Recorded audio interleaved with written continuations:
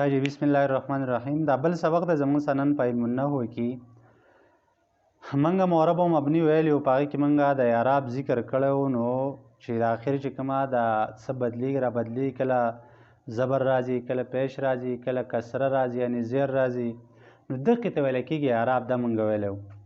اوس دلته نن چې کوم سبق ده نو دی وایي چې اعراب چې کوم دی دا په خپله په دوه قسمه ده. یو ته ویلی کېږي حرکتي، بل ته ویلی کېږي حرفي.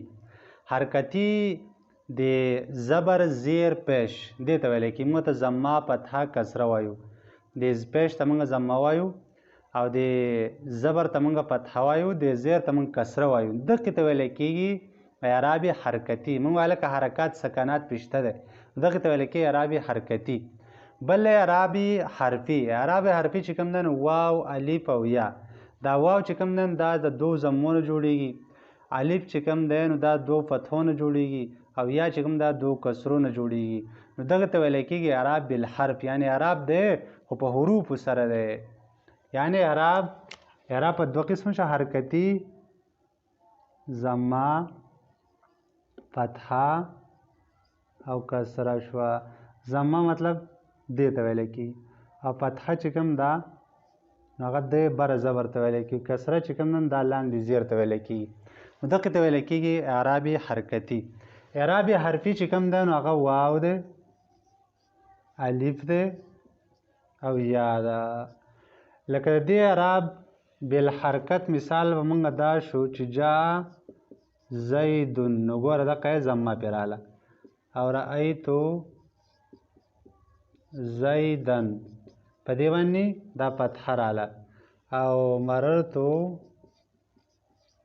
بزیدن دا پرې دا کسره راغله. او اعراب بالحرف چې کومه ده نو داسې دی، جاءني جاء مسلمون. نو ګوره دې کې دا واو چې کوم دی نو دا پکې اعراب شو، دا ضمې په ځای راغی. او رأیتو مسلمین، رأیتو مسلمی ښه دا د دې مثال دا صحیح نه دی.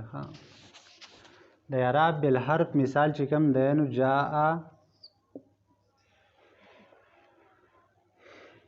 اخوک، اخوک. نو ګوره دا واو چې کوم دی دا پکې حرف دا پکې دا پکې څه شو اعراب دی ښه واو. او رأیتو اخاکه، نو په دې کې د الف چې کوم دی دا د نصب په ځای باندې راغی. او مررتو بی اخیکه، نو ګوره هلته پکې چې کوم دی دا یا، دا یا چې کوم دی دا پکې چې راغله پر کسرې په ځای باندې راغله. دا اعراب بالحرکت شو. نو اعراب کې اعراب دو قسم کا ہوتا ہے. اعراب په دوه قسمه کېږي. یو حرکتي جیسے ضمه فتحه کسره، یو حرکتي دی لکه ضمه فتحه کسره تاسو ما مثالونه ویل. دویم حرفی لکه الف واو او یا تاسو ما ویل. آخری حرف کو محلی اعراب کہتے ہیں. بیا آخری حرف چې کومه دی آخری حرف چې کوم بدلیږي را بدلیږي دې ته ویلی کېږي محلی اعراب.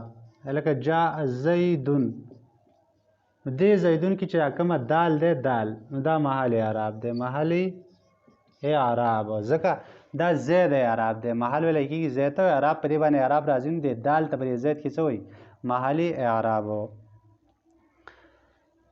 جیسے جاء زیدون، اس میں جاء عامل ہے. دا عامل تذکره مو په دې مخکیني سبق کې کړو. نو په دې جاء کې ګوره جاء کې چې کوم دی جاء زیدون کې جاء چې کوم دی دا عامل دی، دا ټول زید چې کوم دی ټول زید نو دا معرب دی. او په ټول زید کې دا دال چې کوم دی دا محلی اعراب دی. او دا ضمه چې کوم دا پیشو نو دې ته ویل کېږي اعراب. نو څلور څیزونه شو، عامل، معرب، محلی اعراب او اعراب. څلور خبرې تاسو ته یاد شي. آخر حرف کو محلی اعراب کہتے ہیں. جیسے جاء زیدون، اس میں جاء عامل ہے، بدی کہ جاء عامل ہے، زید پر ضمه ہے، په زید باندې ضمه ده، لہذا زید چې کوم دا معرب شو. دغه شان پر رأیتو زیدن کې رأیتو عامل ہے، فرأیتو زیدن کې دا رأیتو عامل ہے او زید پر پتہ ہے، په زید باندې پتہ نو زید چې کوم دی نو دا معرب شو. دا دال چې کوم دا پکې محل اعراب شو.